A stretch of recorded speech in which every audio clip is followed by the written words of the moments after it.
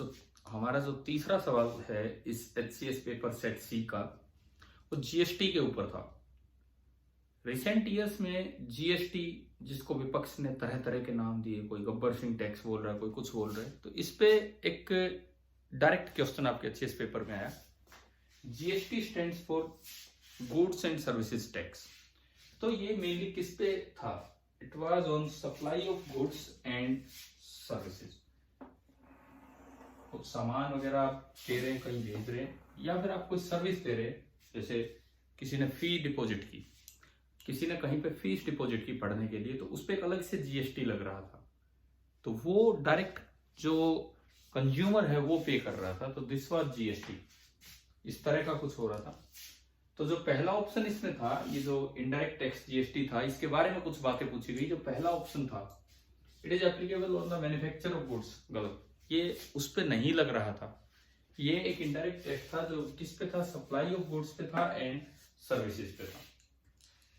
ये टैक्स 1 जुलाई 2017 को भारत सरकार ने संविधान के 101वें संशोधन के रूप में इसे लागू किया था।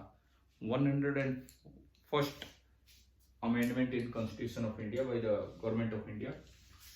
और उसके दम पे टैक्स आया था, जिसके बाद विपक्ष ने काफी हंगामा मचाया था और ये काफी मतलब चर्चा में रहा, इसीलिए शायद इस पे सवाल भी आ गया है यहाँ पे। अगली चीज है, GST is based on the principle of destination based consumption tax. बिल्कुल सही है। कहाँ आप भेज रहे हो, वहां कौन कंज्यूम कर रहा है चीजों को, वो पे टैक्स पे कर रहा है, डेस्टिनेशन बेस्ड कंजप्शन टैक्स। और इससे कई चीजें बची। कहते हैं कि ट्रेवल टाइम 20% तक घट गया। कैसे? जो इंटरस्टेट चेक पोस्ट थी, अब उनकी जरूरत नहीं बची। जो एक स्टेट से दूसरे स्टेट में माल भेजा जा रहा था, तो बीच बीच में अब जरूरत थोड़ी कम हो गई थी, डायरेक्ट डेस्टिनेशन पे टैक्स पे हो रहा था।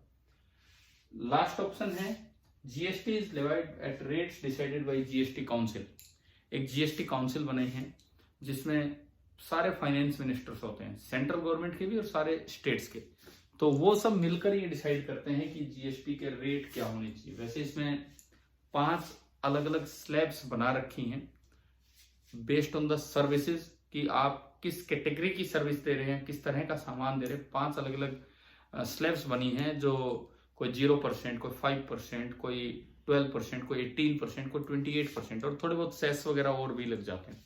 चलो, इसकी और टेक्निकल डिटेल्स में जाने की जरूरत नहीं है, लेकिन अभी जो हमारा सवाल बना, इसके फीचर्स, ये गलत है, ये सही है, ये वाला ये डेस्टिनेशन बेस्ड कंजप्शन टैक्स है, एंड आखिरी रेट्स जीएसटी काउंसिल डिसाइड करती है। तो 2, 3 and 4, so this is your answer.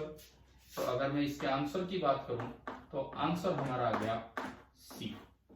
अभी तक हमने 3 सवाल डिस्कस किए हैं और तीनों ही ऑलमोस्ट करंट अफेयर्स पे गए हैं। चलिए इस पेपर को आगे कंटिन्यू करते हैं धीरे धीरे। Thank you.